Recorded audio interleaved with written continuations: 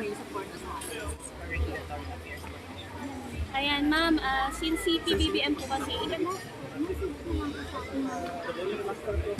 Mr. President,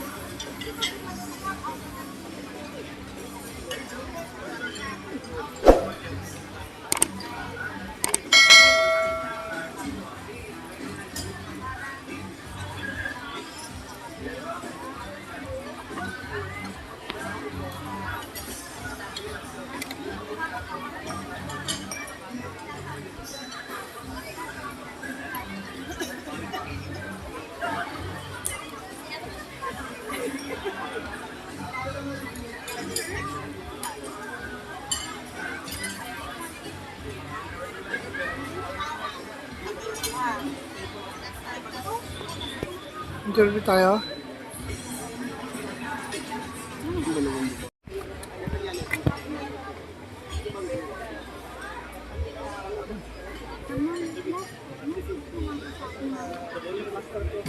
Mr. President, kasama niyo kami sa pagtaguyod ng Pilipinas. Tuloy niyo lang po kung ano po yung ginagawa niyo.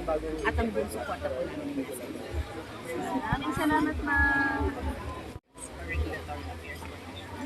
ayan, ma'am, since si PBBM po kasi, ikadalawang taon niya po ngayon bilang presidente. Ano pong masasabi niyo, ma'am, sa pamumuno po niya? Sa pamumuno niya, nakikita ko naman po yung malaking effort niya sa lahat ng larangan ng mga iba't ibang sektor, like sa agrikultura, sa education, and lalo na po rin sa health. Kasi po marami, like sabi po namin, regulatory affairs professionals po kami and we're dealing with FDA. Nakita po rin namin yung malaking pagbabago rin po sa FDA. Talagang with the strong support of Director General Samuel Zacate. So, nakikita ko rin lahat po ng effort, lahat po ng, although may mga distractors naman, pero I can see na how he deals with all the problems and challenges and all the efforts po talaga. Ayan, ma'am, may mga kababayan po kasi tayo na nagrarally, nananawagan na magbitiw na si PBBM bilang presidente ng Pilipinas. Ano pong masasabi niyo sa kanila, ma'am? Sabi ko kasi is the elected president. So, mapaano mang kulay natin, mapadilaw, mapapula, mapagabi. So, tapos na po yung panahon ng election. So, kailangan po talaga one na po as one Filipino. Isa lang naman po ang gusto natin lahat, mapabago ang buhay ng bawat Pilipino. So, I think kailangan support natin siya. Hindi natin maiiwasan na may mga ibang kapintasan, pero ganun talaga yun sa term na yun from nagsimula tayo doon sa pandemic. So, ang hirap bumangon, bagsak ng global market. Pero, hindi ko talaga may iwasan yun. Ang dapat lang natin gawin ay ipagdasal natin siya at suporta bilang isang Pilipino. Ma'am, last message na lang po sa ating mahal na Panginoon. Mr. President, hang on. Kasi alam po namin lahat yung gusto niyo pong mangyari sa bansa natin. Huwag po kayong sumuko, pinagdadasal po namin kayo. At as a Filipino, we strongly support you as one of the health workers. Salamat po, Mr. President. Maraming salamat po, ma'am. Since si PBBM po ay ikalawang taon niya na po bilang presidente, ano po masasabi niyo sa pamumuno niyo?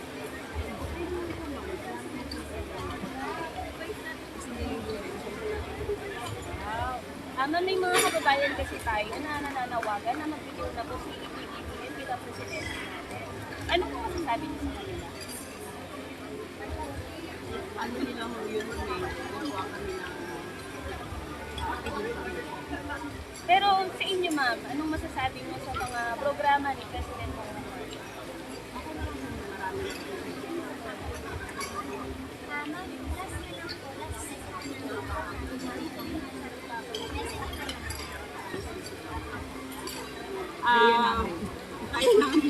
Kaya daw namin. Sa amin po mga BHW dapat. Kasi kami pa ay mga grupo ng mga barangay health worker. Dapat yung dahil may support sa akin.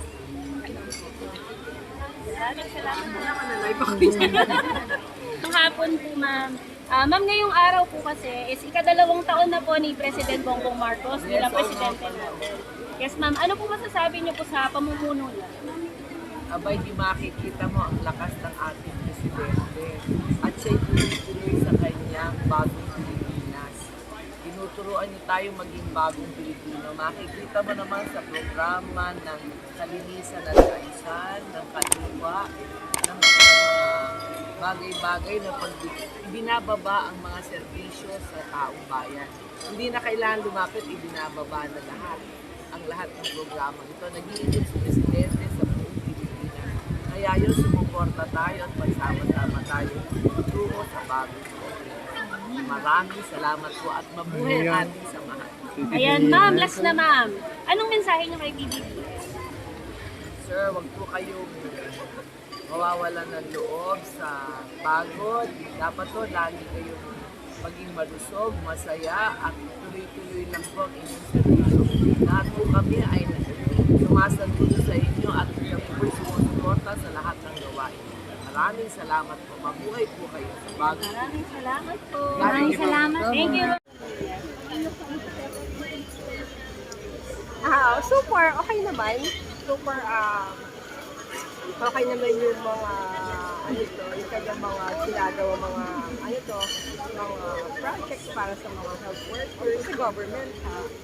So, sa Friday, sana makikita yung mga, Friday, yung mga health workers, sa mga beneficyo ng mga Friday practitioners. Ayan, ma'am, may mga ilang kababayan kasi tayo na nanawagan po na magbitiw na si PBBM bilang presidente. Ano naman ma'am masasabi niyo sa kanila? Kayo naman, depende siguro yan sa kanya-kanya kasi tayong opinion, kanya-kanyang desisyon. So hindi kasi natin madidiktahan ang bawat isa. So anong iyong nararamdaman, yun siguro yun. Kasi tayo kasi, may kanya-kanya tayong posisyon sa ang bawat isa sa atin. So siguro yung iba, maganda ang kanilang nararamdaman ngayon sa pamumuno ni PBBM. Yung iba naman, hindi sila nakakaramdam ng ginhawa. Kaya siguro ganun ang nararamdaman nila. Hindi natin maaalis kasi yun eh. Hindi naman natin mapiplis lahat. Ma'am, last na po. Dami yun, ah. Last na ma'am, promise! Ma'am, ano na lang mensahe niyo kay President Bongbong Marcos? President, sana po yung makikita mo lahat, yung mismong nasa pinakamababa, no? Kasi minsan kasi kailangan po natin, talagang dun po tayo pumunta sa pinakamababa at yung minsan wala kang kasama para makita mo yung tunay na kalagayan ng taong bayan. Kasi pag tayo nandito tayo sa ganito, wala, masaya eh. Pero dapat talaga yung nasa pinakang laydayan, dun tayo dapat mag-focus. Kasi pag yun ay na-focus natin, walang krimen. So, gaganda ang ekonomiya ng bansa, gaganda. So, hindi naaalis sa mga health workers, hindi naaalis sa mga Pilipino dito. Basta maganda lang ang to. Sana, we hope na, sana magawa yun ng ating presidente. So maraming salamat po. Maraming salamat.